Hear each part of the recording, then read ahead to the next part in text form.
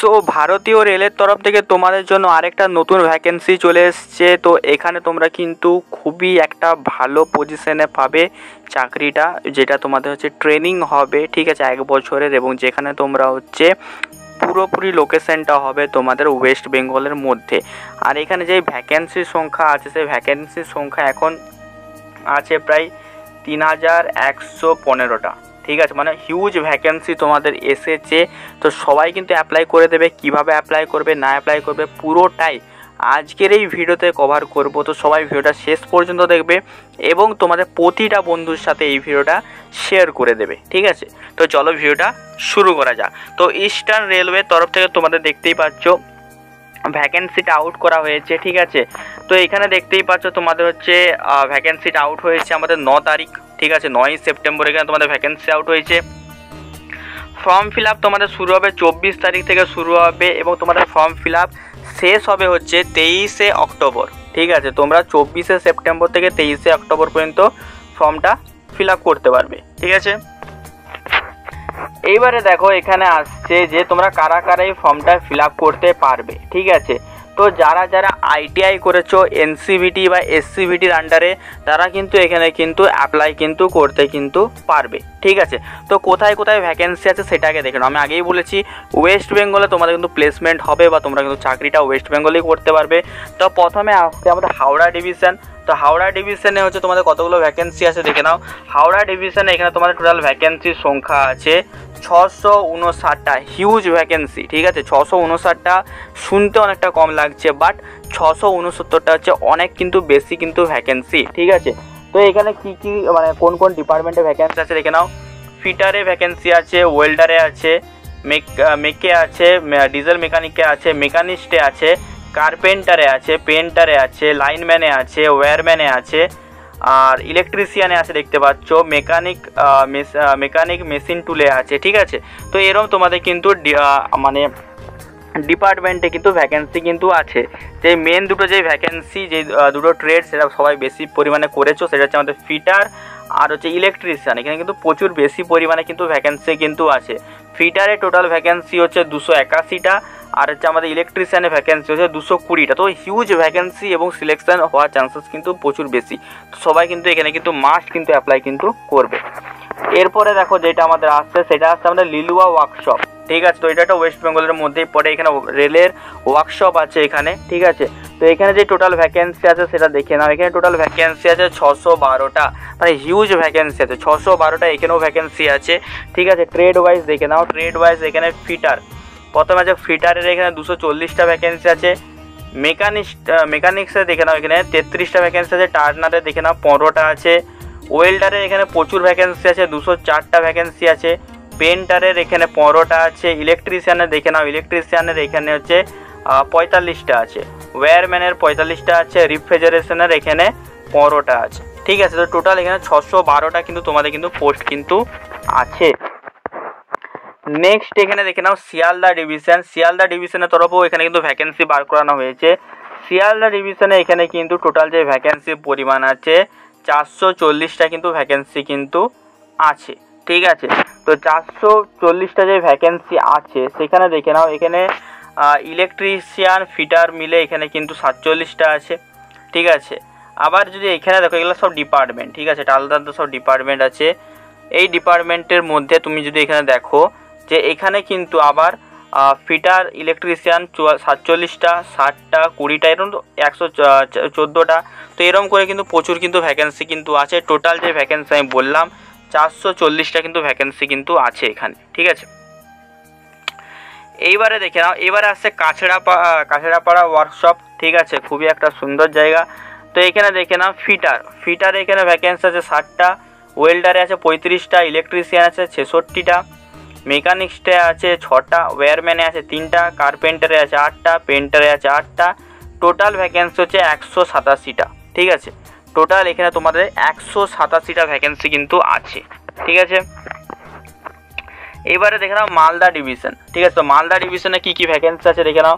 মালদা ডিভিশনে টোটাল তোমাদের ভ্যাকেন্সির পরিমাণ আছে 138টা, ঠিক আছে। ইলেকট্রিশিয়ানে 40টা ভ্যাকেন্সি আছে। রিফ্রিজারেশনে 6টা আছে।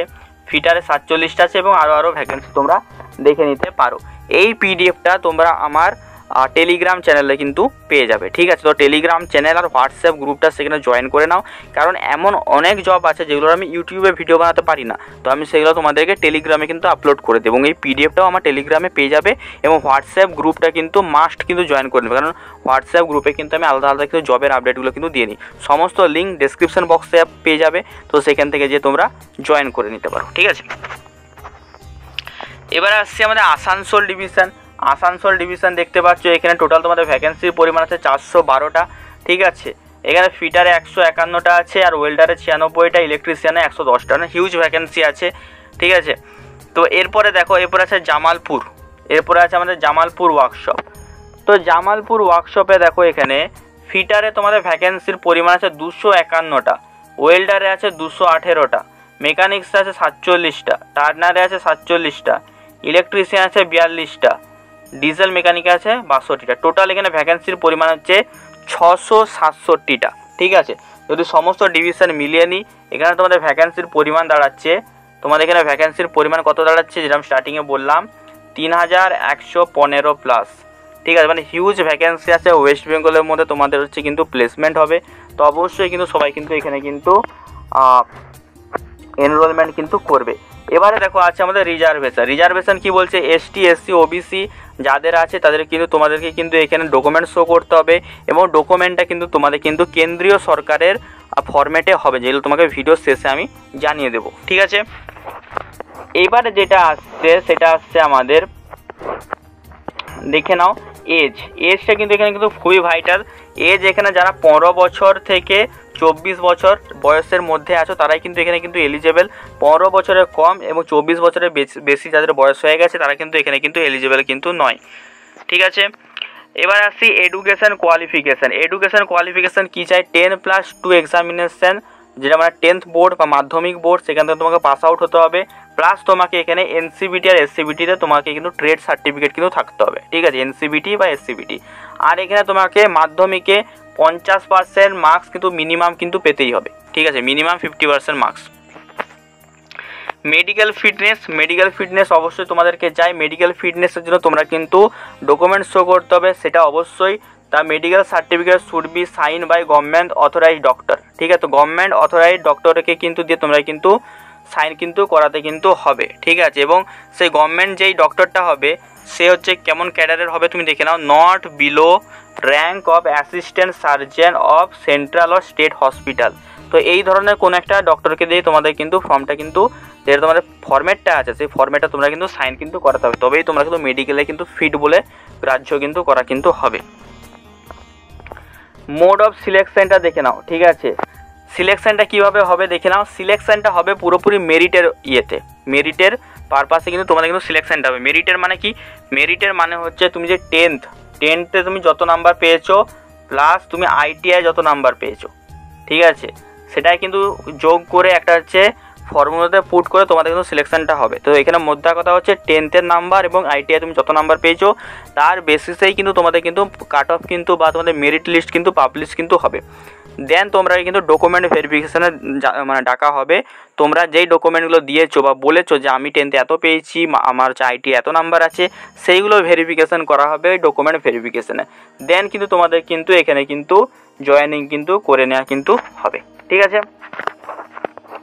এই হয়ে গেল মোড অফ সিলেকশন। ঠিক আছে, এবারে যে ইম্পর্টেন্ট জিনিসগুলো আছে, অ্যাপ্লিকেশন ফিস এখানে যারা জেনারেল আছো, জেনারেল ছেলে, ভালো করে শুনবে, জেনারেল যারা ছেলে আছো তাদের এখানে হচ্ছে 100 টাকা লাগবে। জেনারেল যারা মেয়ে আছো তাদের কিন্তু কোনো রকমের টাকা লাগবে না। আবার যদি আমি বলি এসটি এসসি পিডাব্লিউডি আর উমেন মানে মেয়ে, তাদের কিন্তু কোনো ধরনের কিন্তু টাকা কিন্তু লাগবে না। তো এখানে কাদের কাদের টাকা লাগবে, এখানে লাগবে এখানে টাকা লাগবে হচ্ছে তোমাদের ওবিসি আর জেনারেল, এদের হচ্ছে টাকা লাগবে। কাদের লাগবে, ছেলেদের। ঠিক আছে, ওবিসি জেনারেল ছেলেদের টাকা লাগবে, মেয়েদের কিন্তু টাকা লাগবে না। ঠিক আছে, আর এসটি এসসি ছেলেদেরও ফ্রি, মেয়েদেরও ফ্রি।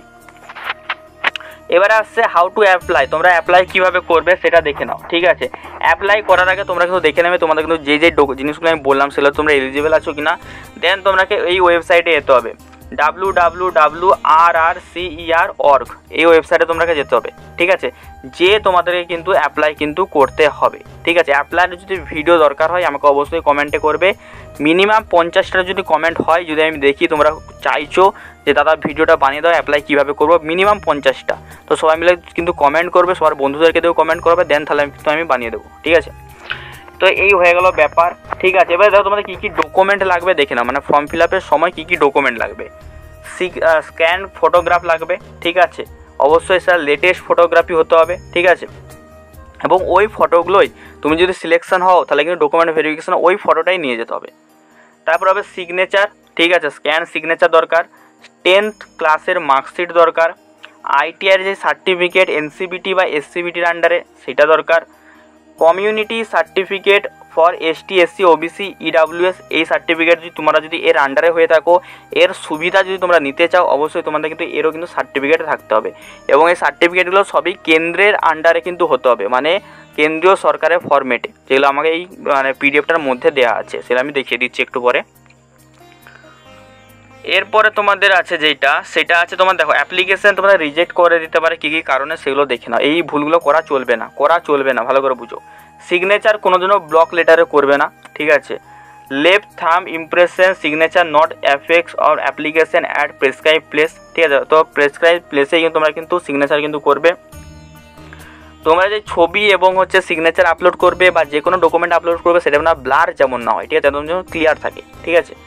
কাস্ট সার্টিফিকেট যেমন প্রপার যেমন হচ্ছে আমাদের যেমন ফরম্যাট যেটা আমাদের এই পিডিএফের মধ্যে দেওয়া আছে সেই ফরম্যাটেই যেমন থাকে, এবং যেই তোমাদেরকে অথরিটিকে বলে দিচ্ছি এই অথরিটির সিগনেচার দরকার, সেই অথরিটি যেমন সিগনেচার যেমন করে, ঠিক আছে। পেমেন্ট অবশ্যই তোমাদের হচ্ছে নন রিফান্ডেবল হবে, ঠিক আছে। আরও এই জিনিসগুলো আছে সেগুলো দেখে নেবে, ঠিক আছে, সেরকম কিছু এক্সট্রা নেই, যেগুলো ইম্পর্টেন্ট আমি বলে দিলাম, ঠিক আছে। তো এই হয়ে গেল ব্যাপার। এবার আমি যেটা বললাম যে যেই ফরম্যাটগুলো আছে, মানে যারা ওবিসি আছো, ওবিসি এনসিএল নন ক্রিমি লেয়ার যারা এই আছো তারাই কিন্তু ওবিসির সুবিধা পাবে, ঠিক আছে। তো যারা হচ্ছে কাস্ট সার্টিফিকেট এসটি এসসি আছো তারা এই যে অ্যাংশিয়াস নম্বর 1 এই যে তোমাদের যে ছবিটা আছে এই ছবিটার আন্ডারেই তোমাদের কিন্তু পুরো কিন্তু ফরম্যাটটা কিন্তু হবে, এখানেই তোমাদের কিন্তু এখানে কিন্তু সাইন কিন্তু করাতে কিন্তু হবে, ঠিক আছে, এই ফরম্যাটটাকে বার করিয়ে। দেন তোমাদের আছে ওবিসি যারা আছো আদার ব্যাকওয়ার্ড ক্লাস অবশ্যই এনসিএল তারাকে এই ফরম্যাটটাই কিন্তু তোমাদেরকে সাইন করাতে হবে। কাদেরকে সাইন করাতে হবে? ডিস্ট্রিক্ট ম্যাজিস্ট্রেট অথবা ডিওয়াই কমিশনার, ঠিক আছে, এটসেট্রাকে দিয়ে তোমাদের কিন্তু এখানে কিন্তু সাইন কিন্তু করাতে হবে, ঠিক আছে। এসডিও এদের দিয়েও তোমরা কিন্তু করতে পারো, তবে এই ফরম্যাটটাই প্রিন্ট আউট করে তোমরা কিন্তু তোমাদের কিন্তু এসডিও অফিসে যেয়ে কিন্তু সেখানে কিন্তু সাইন কিন্তু করে কিন্তু আসতে হবে, ঠিক আছে। এবারে এখানে আছে তোমাদের হচ্ছে তোমাদের ডিক্লারেশন, এটাও তোমরা যখন তোমরা ডকুমেন্ট ভেরিফিকেশন করবে এই পিডিএফটা তোমাকে ডাউনলোড করে সাইন করে নিয়ে যেতে হবে, ঠিক আছে। সাইন কীভাবে করবে বলে দিলাম। ডিসেবিলিটি তোমরা যদি ডিসেবল কোনো ক্যান্ডিডেট হয়ে থাকো পিডাব্লিউডি ক্যান্ডিডেট তাহলে কিন্তু এই ফরম্যাটটা কিন্তু সাইন কিন্তু করাতে হবে, ঠিক আছে, মেডিকেল অথরিটিকে দিয়ে, ঠিক আছে। তো এখানে সমস্ত জিনিসগুলো আছে মেডিকেল অথরিটি ইস্যুইং সার্টিফিকেট, ঠিক আছে, সবাইকে মেডিকেল ইস্যু না মেডিকেলের জন্য তোমরা ফিট নাকি সেটা কিন্তু তোমাদেরকে এই যে পিডিএফটা আছে এই পিডিএফটাকে প্রিন্ট আউট করে তোমাদের কিন্তু যে কোনো গভর্নমেন্ট বা স্টেট গভর্নমেন্ট বা তোমাদের সেন্ট্রাল গভর্নমেন্টের যে কোনো ডক্টরকে বা সার্জেন অ্যাসিস্ট্যান্ট সার্জেন লেভেলের ডক্টরকে দিয়ে সাইন করাতে হবে, ঠিক আছে। তো এইগুলো হচ্ছে ডিসেবিলিটি সার্টিফিকেট, এটা দেখতে পাচ্ছ ডিসেবিলিটি সার্টিফিকেট মানে যারা পিডাব্লিউডি ক্যান্ডিডেট আছো, ঠিক আছে। তো এখানে সমস্ত সার্টিফিকেটগুলো আছে, তোমার যেটা দরকার, তুমি যদি ওবিসি হয়ে থাকো ওবিসি দরকার হবে, এসটি এসসির হয়ে থাকলে এসটি এসসি দরকার হবে, ঠিক আছে। তোমার যদি পিডাব্লিউডি হয়ে থাকো পিডাব্লিউডি হবে, আর মেডিকেল সার্টিফিকেটটা সবার দরকার হবে, ঠিক আছে। তো এই হয়ে গেল ব্যাপার, ঠিক আছে। আশা করি আজকের ভিডিও তোমাদের ভালো লেগেছে, ভালো লাগছে লাইক করে দিও, চ্যানেলে যদি নতুন হয়ে থাকো সাবস্ক্রাইব করে নাও, কারণ 60% মানে মানুষরা কিন্তু এখনো সাবস্ক্রাইব করোনি, সাবস্ক্রাইব করে নাও, এই চ্যানেলটা তোমার লাইফে কোনো না কোনো দিন কিন্তু কাজে কিন্তু লাগবেই, ঠিক আছে। চলো দেখা হচ্ছে অন্য কোনো ভিডিওতে, টাটা।